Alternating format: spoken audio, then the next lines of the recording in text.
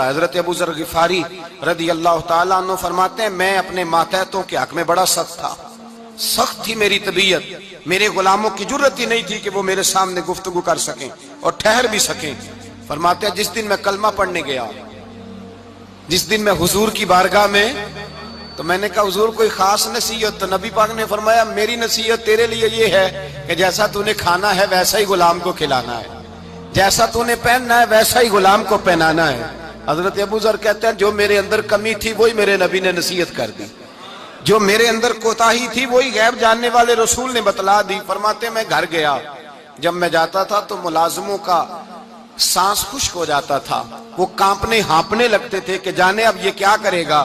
حضرت ابو ذر غفاری فرماتے ہیں میں گیا، ایک شخص سے میں نے کہا کھانا پکاؤ، کھانا پکایا، دسترخوان پہ لگایا اور اپنے سارے ملازموں کو کہا آؤ یار میرے ساتھ بیٹھ کے روٹی کھاؤ، آؤ سارے میرے ساتھ بیٹھ کے کھانا کھاؤ۔ فرماتے ہیں انہوں نے کھانا کھایا، پھر میں ان کو بازار لے گیا، جیسے کپڑے میں پہنتا تھا ویسے میں نے ان کے لیے بھی خریدے۔ فرماتے ہیں میرے غلام کہنے لگے آقا خیر تو ہے نا، خیریت تو ہے نا، کیا ہوا؟ مزاج مبارک تو ٹھیک ہے، کیا ہو گیا؟ اور یہ جو ہم فضا کو اتنا خوبصورت دیکھ رہے ہیں اور یہ جو ہم اتنی پیاری ریم جھیم برستی دیکھ رہے ہیں، یہ جاری رہے گی یا ایک دن کی ہے؟ تو حضرت ابو ذر غفاری رو پڑے، کہنے لگے اب تمہیں ابو ذر غفاری بدلا ہوا ملے گا، اس لیے کہ اب میں وہ نہیں رہا، اب میں رسول اللہ کا کلمہ پڑھ کے غلام مصطفیٰ بن گیا ہوں، اب میں بدل گیا ہوں، میری طبیعت بدل گئی۔ غلاموں کے حق میں حضرت مولا علی شیر خدا غلام کو لے کر کے گئے دکان پر، حضرت مولا علی غلام کو لے کر گئے کپڑے کی دکان پر، 2 جوڑے خریدے، ایک کم قیمت کا ایک زیادہ قیمت کا، ایک کم قیمت کا ایک زیادہ قیمت کا، 2 جوڑے خریدے۔ جب واپس لوٹے تو غلام سے کہنے لگے تو اپنا لے لے۔ غلام کو پتا تھا کہ اس زمانے میں ہوتا کیا تھا، اس نے کم قیمت کا جوڑا اٹھایا۔ حضرت علی فرمانے لگے عجیب آدمی ہے، یہ تو تیرا نہیں، یہ تو میرا ہے۔ اس نے کہا حضور کس طرح سے؟ آپ فرمانے لگے تیرے لیے قیمتی جوڑا اس لیے خریدا ہے کہ تو جوان ہے، اور میں نے اپنے لیے اس لیے چھوٹا خریدا ہے کہ میں تو اب بوڑھا ہو گیا ہوں، مجھے تو حاجت نہیں۔ کہنے لگا حضور بوڑھے اور جوان کا مطلب نہیں، آپ علی ہیں، من کنت مولا فہذا علی علی مولا، علی مولا، آپ چونکہ مولا علی ہیں اور آپ امیر المومنین ہیں، لہذا آپ نے تخت پر بیٹھنا ہے، آپ نے سلطنت کو چلانا ہے، آپ پہنیے۔ تو حضرت علی فرمانے لگے تو میرا غلام بنا ہے نا، تو نے ابھی میرے نبی کا دیدار نہیں نہ کیا، تو بعد میں آیا ہے نا، اگر تو اس دور میں ہوتا تو جان جاتا کہ یہ عمل میرا ہے، پر اس کے پیچھے جو نصیحت کے پھول ہیں وہ مصطفیٰ کے عطا فرمائے ہوئے۔ تو بھائی یاد رکھیں نبی کریم سید عالم صلی اللہ تعالی علیہ وآلہ وسلم نے تعین فرمایا مزدور کے حقوق کا، تعین کیا۔ حضرت حکیم بن حزام کہتے ہیں میں حضور کی بارگاہ میں بیٹھا تھا تو نبی پاک صلی اللہ علیہ وسلم سے میں نے کہا یا رسول اللہ آپ کو کون سا آدمی پسند ہے، کون سا محنت کرنے والا پسند ہے؟ تو حضور نے فرمایا جس کے دونوں ہاتھ کام کریں، دونوں پیر چلیں اور اس کی پیشانی پر پسینہ آئے، وہ بندہ مجھے بڑا اچھا لگتا ہے۔ جس کی پسینہ آئے، آج لوگ مزدوری نہیں کرتے، دائیں بائیں دیکھتے ہیں، لوگ اپنے اندر وہ توانائی، وہ غیرت، وہ خودداری پیدا نہیں کرتے۔ بھائی گردن کو جھکا دیتا ہے خیرات کا پتھر، جہاں میں مانگنے والوں کے سر کبھی اونچے نہیں ہوتے۔ اور ایک بار کہنے لگے غیرت ہے بڑی چیز جہاں تگ و دو میں پہناتی ہے یہ فقر کو تاج سردارا۔ اپنے اندر یہ توانائی پیدا کرنی چاہیے، یہ کوشش کرنی چاہیے۔ میرے نبی کریم صلی اللہ علیہ وسلم نے فرمایا تمہارے بعض گناہ ایسے ہیں جو صرف تم مزدوری کرنے جاؤ گے تو اللہ تمہاری مزدوری کی وجہ سے ہی تمہارے گناہ معاف فرما دے گا، اللہ تمہاری محنت اور کوشش کے سبب سے تمہاری ان غلطیوں سے درگزر فرمائے گا۔ حبیب کریم سید عالم صلی اللہ علیہ وسلم نے فرمایا مزدور جب قیامت کے دن آئے گا، بھئی عالم تو آیا، صوفی تو آیا، درویش تو آیا، صحابہ تو آئے، ان کا آنا تو شفاعت کے لیے شمار کیا گیا۔ میرے مصطفیٰ نے فرمایا جب مزدور آئے گا، مزدور کی سب سے بڑی غلطی یہ ہے کہ مزدور اپنے آپ کو نیچ سمجھتا ہے، مزدور کی سب سے بڑی غلطی یہ ہے کہ یہ اپنے آپ کو چھوٹا سمجھتا ہے، اس کی زیادتی یہ ہے کہ یہ اپنی سوچ کو بڑا نہیں کرتا، یہ سمجھتا ہے نہیں کہ بھئی میں تو 2 ہاتھوں کی محنت کی کمائی کھاتا ہوں، یہ آرزو کرم اور میں آپ سے کروں، یہ بھیک اس کو دیجئے جس کا خدا نہ ہو۔ مزدور کی زیادتی یہ ہے کہ یہ اپنے آپ کو چھوٹا جانتا ہے. میرے مصطفیٰ نے فرمایا جب مزدور محنت کرنے والا قیامت کے دن آئے گا تو اس کا چہرہ اس طرح چمکے گا جس طرح 14ویں کا چاند چمکا کرتا ہے. اس قدر اس کا چہرہ چمکے گا جب آئے گا وہ صبح قیامت. میرے بھائیوں، مزدور ایک عظیم شخصیت کا نام ہے. محنت کرنا، اپنے دونوں ہاتھوں سے مشقت کرنا، جدوجہد کرنا. مجھے کئی سارے لوگ، میں جب ملک کے مختلف گوشوں میں جاتا ہوں تو کئی سارے لوگ کہتے ہیں آپ کے ابا جی کا مزار کدھر ہے، آپ کس مزار کے سجادہ نشین ہیں؟ تو میں ان سے کہتا ہوں میں سجادہ نشین نہیں، میں تو کسان کا بیٹا ہوں. اور میں اس شخص کا بیٹا ہوں جو رات کو 2 بجے اٹھ کے بھی گھر سے نکلتے تھے 2 نفل پڑھ کے. تو ہم پوچھتے تھے کہ اماں جی ابا جی کہاں گئے؟ تو کہتے تھے چند کھیتوں کو پانی لگانا تھا اور رات کو رخصت ہو گئے. فخر کی بات ہے، یہ اعزاز کی بات ہے، یہ اعزاز کی بات ہے. ہم نے ساری زندگی ان کے ہاتھ پہ چھالے دیکھے لیکن بات لفظ زبان پر یہی دیکھی کہ بیٹا عزت والا وہی ہوتا ہے جو اپنے ہاتھوں سے محنت کر کے روزی کھایا کرتا ہے. بھائی یاد رکھیں یہ اعزاز کی بات ہے. اعزاز، مزدور کا بیٹا فخر کرے، کسان کا بیٹا ناز کرے. وہ جو آدمی سویرے جاتا ہے ویلڈنگ کا پلانٹ لے کے کام کرنے، اس کا بیٹا ناز کرے. وہ جس کا باپ پھاوڑا چلاتا ہے، چھینی چلاتا ہے، تھوڑا چلاتا ہے، وہ ناز کرے. اور مزار صرف ان لوگوں کے نہیں ہوتے جو اللہ اللہ کرتے ہیں، ہو کرتے ہیں. وہ تو قابل اعزاز ہے اللہ کے بندے، ان کے بھی مزار ہوتے ہیں. مزار وہ بھی ہوتا ہے جس کو میرے مصطفیٰ نے فرمایا القاسب حبیب اللہ، جو محنت کرتا تھا، ہاتھوں سے جدوجہد کرتا تھا، وہ بھی تو اللہ کا دوست ہے نا. اس کا بھی تو مزار ہے نا، اس کی بھی تو قبر پر انوار ہے جو اللہ کا محبوب ہو کے گیا. تو بھائی اپنا اعزاز جانے، سمجھے اس بات کو. میرے مصطفیٰ کریم صلی اللہ علیہ وسلم مزدور کو عزت دیتے، وقار دیتے. اور جو حضور کے گھر میں خادم ہوتے ان کی ناز برداری کرتے. ہمارے گھر میں جو بی بی برتن دھوتی ہے وہ ہمارے ساتھ بیٹھ کے روٹی نہیں کھا سکتی، اس کو یہ اجازت نہیں ہوتی.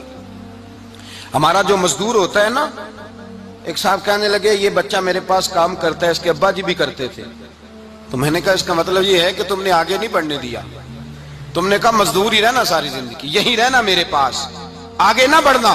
میرے مصطفیٰ کریم سید عالم صلی اللہ علیہ وسلم کے پاس جو لوگ کام کرتے تھے، محنت کرتے تھے، مشقت کرتے تھے. ہمارا ملازم ڈرتا ہے، کامتا ہے، وہ بات کرتا ہے تو صاحب جی کہتے کہتے زبان تھکتی ہے. 100 دفعہ موڈ کو دیکھتا ہے، گالیاں کھاتا ہے بیچارہ. اس کی عزت نفس کو اچھالا جاتا ہے، اس کو رسوا کیا جاتا ہے. اور وہ بیچارہ رات کو رضائی میں منہ دے کے روتا ہے کہ یار میرے نصیب صرف اس لیے کمزور ہیں کہ میں غریب کے گھر میں پیدا ہوا ہوں. ہم احساس نہیں کرتے. اور مزدور کو کبھی موقع مل جائے جان چھوٹنے کا تو بھاگ جاتا ہے. ہمارا کردار اور اخلاق ایسا نہیں ہوتا.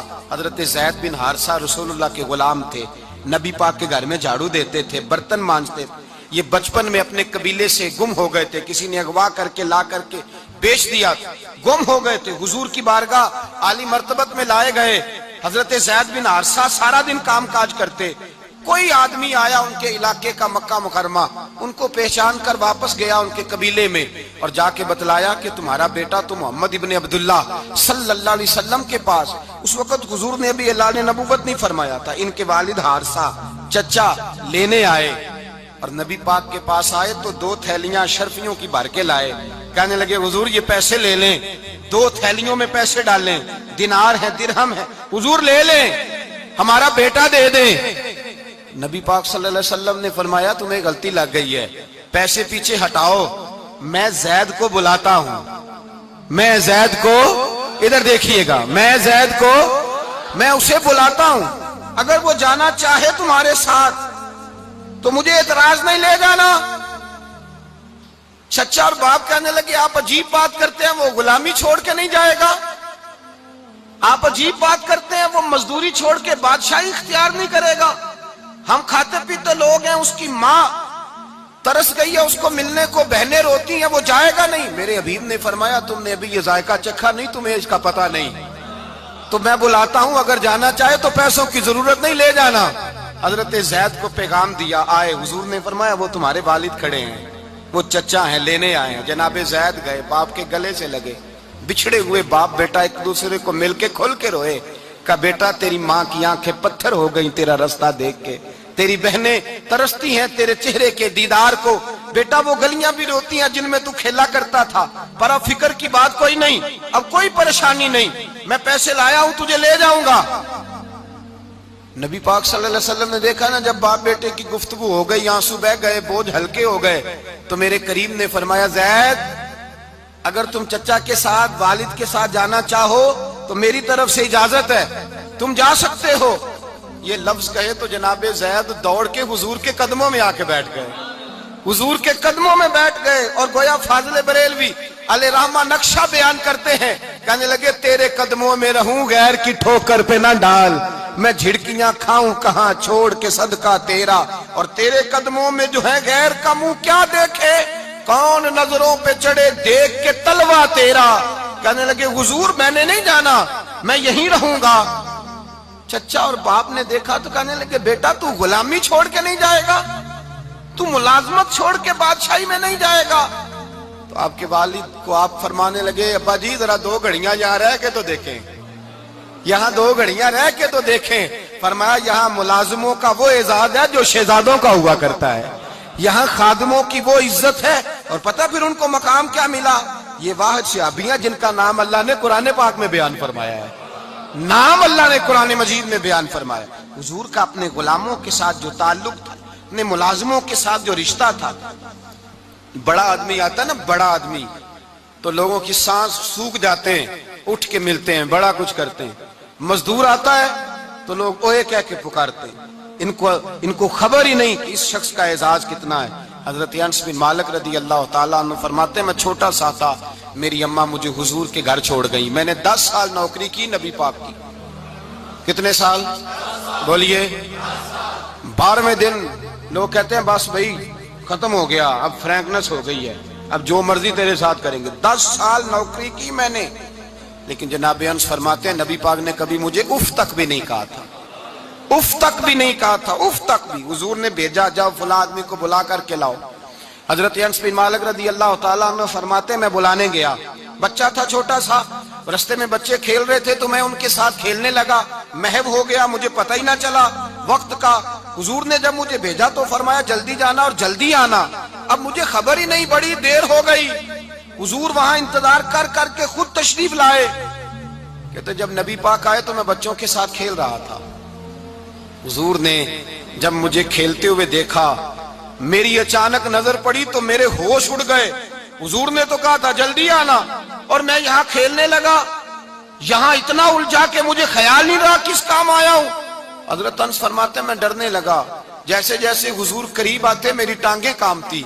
फरमाते हैं जब नबी पाक करीब आए तो कुर्बान जाऊं मासूम आमिना के, फरमाते हैं हुजूर ने मेरी गर्दन पे थपकी दी और हुजूर ने हंस के फरमाया, ओ भाई लगता है तू खेल में गुम हुआ है, तो तुझे याद ही नहीं रहा मैंने किस काम भेजा था, तुझे याद ही नहीं रहा। कहा या रसूलल्लाह सल्लल्लाहु अलैहि वसल्लम मैं भूल गया था, मैं अभी जाता हूँ। क्या अंदाज है, क्या शफकत है, क्या रंग है। हुजूर मैं अभी गया और अभी आया। नबी पाक ने फरमाया नहीं यार तू खेल, मैं खुद ही चला जाता हूँ, तू खेल यहाँ मैं खुद जाता। ये एजाज, ये फजीलत, ये दर्जा किसने जर्रों को उठाया और सहरा कर दिया, ये किसने कतरों को मिलाया और दरिया कर दिया, ये किसकी हिकमत ने यतीमों को किया दुर्रे यतीम और गुलामों को दुनिया भर का मौला कर दिया। ये किसने इतना, मेरे भाई मजदूर को हुजूर ने एजाज दिया।